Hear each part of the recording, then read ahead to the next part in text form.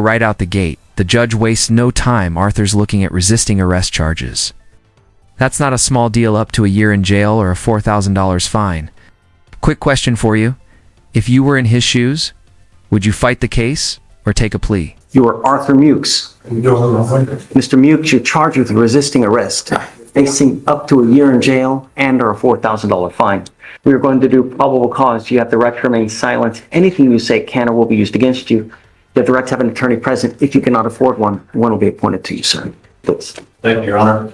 A law enforcement officer was dispatched to a disturbance call on April 19th, 2025 in Harris County, Texas. The officer observed the defendant to be outside of the residence with what appeared to be an injured hand.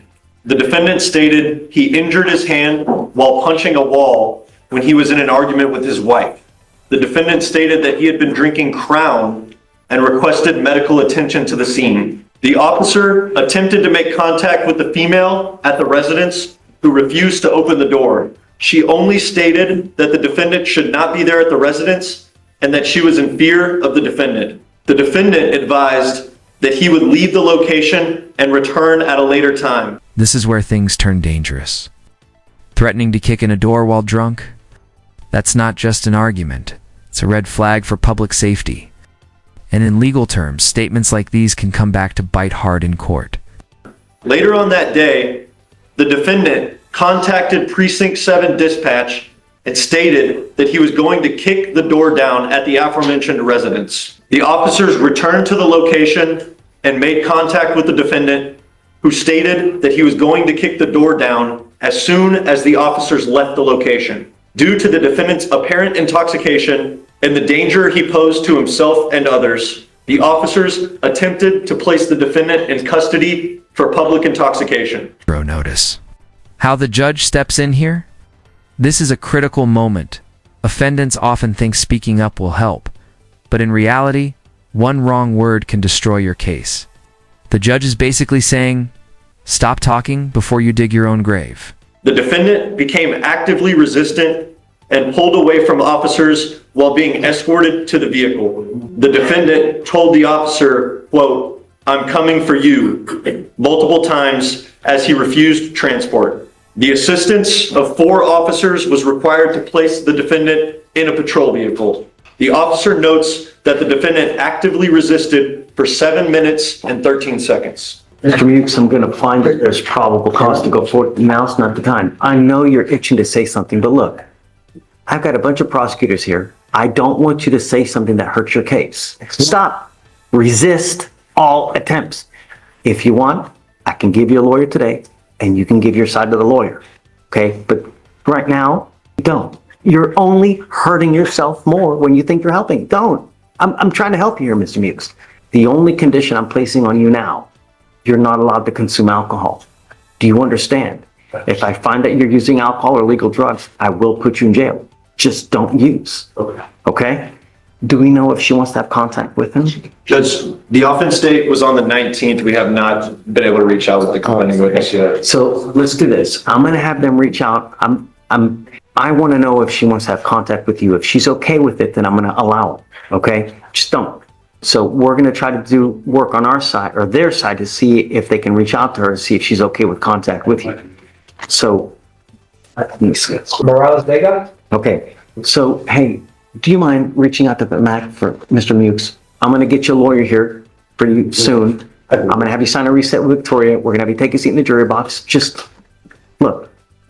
Just don't. That's all I'm asking you to do, man. Okay? I was the victim here and hell. I know there are two sides. Mr. Mukes. I'm the one who called them for help and they locked me up and violated my rights. Hey, Mr. Mukes, there will be video. We will take a look and we'll see because the evidence is going to point to whose side's correct. I don't know. I wasn't there. Stop. Stop. Don't. Please. So that state fund? No, because no alcohol, no drugs, random testing. Yes, sir. Yes, sure. Yeah, no, that's, I mean, Brandon wants to, I work can't. All right. She's not, she can find out. Right, I said, you got the message that said, okay, so get a photo by how you get here each day. You know what I mean? So you let her know, if mom doesn't have to be contact, doesn't let her know to come in and It's working, you make them bond it. Yeah, I'm not, hey, let her know we're not gonna play games. I don't care. Mr. Marlon Simmons, Your Honor. This was a DWI PTI that went south. It was remote. Why for a plea? We tested positive for THC, and alcohol, and they just picked a charge out of Waller County for operation of a salvage vehicle on a public roadway. Okay, so this case is 517 days old. Do you have an offer on the case? Yes, Your Honor. This was a 12-month probation since it's been kicked out of PTI. Okay, so you must either accept the plea bargain from the state or I'm gonna set your case for trial today. So they've offered you a 12-month probation. You talk about it with Mr. D and see if that's something that you want to do, because I don't know. Is that the only offer you have? That's the offer I've made, yes. That's the Okay. offer for now. So, He's already spoken with me, Judge. so you let me know what you want to do. The plea is ready for right up there. Yes. Yes, sir. Oh, I didn't realize. And here's the hammer. If Arthur keeps failing tests, the judge can force him into long-term inpatient treatment. Think about that, losing your freedom. Not in prison, but in a locked treatment facility. Would you call that mercy or just another kind of jail? Yes, sir. Okay, That's straight probation, Your Honor. I'm going to tell you now that we've repeatedly asked you, we've repeatedly ordered you not to use. So you either don't care about the bond conditions or you got a problem. And I'm going to tell you now, we put someone in residential treatment kicking and screaming that they didn't want to go yesterday. So if you continue to test, I can modify your conditions to put you into an inpatient treatment program at a minimum of maybe 3, 6, 9 months, maybe a year and a half, depending on how well you respond to treatment. Do you understand? So, and I'm telling you now, I will test you like crazy. The first instance you use, it's not going to go well. I will issue a warrant for your arrest. We will have a hearing, and if they prove it to me, because I'm not letting you go until the act is clean. Do you understand me, Mr. Simmons? This system will not fail you. The agreement that you have worked out is 180 days in jail to be probated for 12 months. As part of the agreement, you will do a DWI education class, 2 victim impact panels. Has he done a TRAS yet? They recommended supportive outpatient. Was that the way? Let's do a new one. Stop it. Substance abuse treatment as required by the TRAS. No breath test refusal, meaning that if you're pulled over, an officer asks you to take a breath test, you must do it while you're on this probation. No drugs, alcohol, and a guardian interlock. Judge, with respect to the guardian interlock, client has informed me that he does not have a vehicle at this particular time. So I will respect request that the court allow him to use the portable device in lieu of the guardian. I'm okay with that, but I'm telling you now, Mr. Simmons, that you will be signing an affidavit promising you're not going to drive.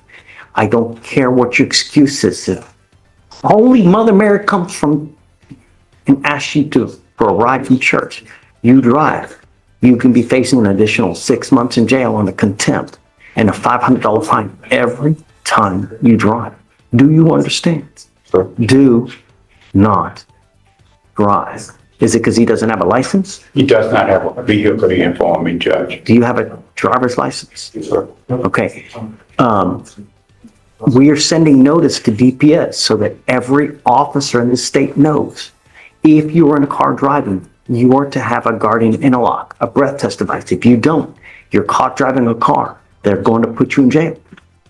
Don't be sneaky. Do you understand? You're giving up the right to a trial, right to compel witnesses to testify on your behalf, confront and cross-examine your accusers. If you're not a citizen, there are possible immigration consequences. You can be deported, excluded from the country, denied naturalization under federal law. You give up the right to appeal once you accept this agreement. You can never change this. The other thing, Mr. Simmons, is this now will reflect as a conviction on your record. you ever get pulled over in the future, be it 20 years from here, 30 years, you even have the faintest smell of alcohol or dope, they're going to see this DWI, it's probably not going to go well for you. Do you understand? How do you plead to the offense of driving while intoxicated? Guilty or not guilty? I'm going to find you guilty. I'm going to sentence you to this agreement. Good luck to you, sir. Thank you, Your Honor. Thank you, Mr. Dean.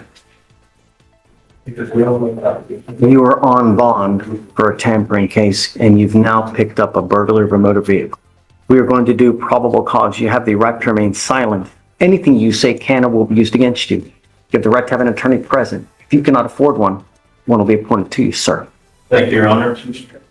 On April 14th, 2025, in Harris County, Texas, a law enforcement officer was flagged down by the complaining witness. The complaining witness... And here we go. Again, another defendant, another violation. The judge's frustration is real when he says the one thing I asked you not to do. That's not just disappointment. That's a legal warning. Judges remember, and repeat offenses stack up quick. Advised the officer that a male had just broken into the complaining witness's motor vehicle and drove off in a different motor vehicle. Another witness observed the defendant break into the complaining witness's motor vehicle and provided cell phone video to the police. Additionally, the complaining witness observed the defendant break into his motor vehicle and chase the defendant through the parking lot. The officer pursued the defendant on foot. The defendant was detained and positively identified by both the witness and the complaining witness.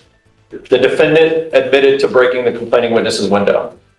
What time of day or night was this? Or was it during the day? It's in the daytime, it appears, Your Honor, but also, like when you read the summary, it looks like an officer detained him on a bicycle and that he was wearing different clothes from the description of the foot pursuit, that clothes were ditched. I don't know. So then they did a drive-by identification of the suspect. Mr. Robinson, what is the one thing I asked you not to do? The one thing I asked you not to do, not be a danger to my city or pick up a new case. You've now picked up I'm going to find that there's probable cause to go forward with the case, and I'm now going to put a monitor on you so I know where you are at all times. If you get out of custody, because now I'm revoking your bond, you will go to jail. If he gets out, GPS monitor not to go within 500 feet. He has a GPS monitor on him. Putting him in custody. No alcohol, no drugs, no weapons, no going within 500 feet of where the complaining witness lives, works. And I'm going to tell you now, because I don't know if you're going to get out, but if you do, you endanger my city again, I'm going to go ballistic on all of your bonds. Do you understand? Goes with you. Mr. Martinez, you're charged with driving while intoxicated, second offense. You're facing up to a year in jail and or a $4,000 fine. Finally, Mr. Martinez, DWI number 2. When the judge orders ignition interlocks and affidavits, that's basically a legal leash. It's the court's way of saying, we don't trust you, so we'll tech check your sobriety every time you touch a car. We are going to do probable cause. You have the right to remain silent. Anything you say can or will be used against you. You have the right to have an attorney present. If you cannot afford one, one will be appointed to you, sir. Yes, sir. Thank you, Your Honor. On April 17th, 2025, in Harris County, Texas, an officer observed a motor vehicle traveling at a high rate of speed. He observed the vehicle brake hard to slow down. The officer then got behind the vehicle and observed it to have an expired registration as of January 2025. A traffic stop was conducted and the defendant was identified by his Texas ID card. The officer approached the motor vehicle and observed the defendant in the driver's seat and the defendant to have glossy eyes, slurred speech, and an odor of alcoholic beverage. The defendant admitted to the officer that he had 5 to 6 beers prior to driving. The defendant stated he has a leg injury on his right leg. Standard field sobriety tests were conducted, a 4 out of 6 on the HGN, a 4 out of 8 on the walk and turn, a 1 out of 4 on the one leg stand. The defendant stated that despite his leg injury, he does work out and have an active life. The defendant stated he was a 5 out of 10 level of intoxication on a scale from 1 to 10. The DIC was read and the breath test strip was refused. A blood warrant was issued and the blood draw was executed. Okay. Mr. Martinez, can you run his license, please? Yes, Your Honor. I'm going to find that there's sufficient probable cause to go forward with the case. I'm ordering you now, as a condition of your bond, not to consume alcohol, illegal drugs, or unprescribed controlled medication. I'm going to randomly test you. If I find that you're using, I will put you in jail. No more PR bonds. Do you understand? Yes, sir. I'm now placing a restriction on your license. You are not allowed to drive any vehicle that doesn't have an ignition interlock on it. If you're caught driving a vehicle that doesn't have one, I will put you in jail. Yes, sir. We are sending notice to DPS so that every single officer in this state knows that you're required to have an interlock in your car. So if you're caught wherever and you don't have one, officers will put you in jail. Yes, Do sir. you understand? Your Honor, can I speak? Don't. No, good. I got. Don't. I don't want you to say a thing. Now's not the time. You have the right to remain silent. Exercise that right. Just don't say anything. Don't. Do you have the ability to hire a lawyer, Mr. Martinez? Not a phone. Deputy Miranda's going to give you an application. We'll take a look to see whether you qualify. I need to know everything about you, where you work, how much money you're making, how much money you have at the bank, what kind of car you drive, how many cars, stocks, bonds, mutual funds, everything. And then I'll take a look to see whether you qualify. Judge, we have that the license is not eligible. You are not allowed to drive. You will be signing an affidavit with me today, Mr. Martinez, and I'm telling you now, I don't give a rat's behind what you expect.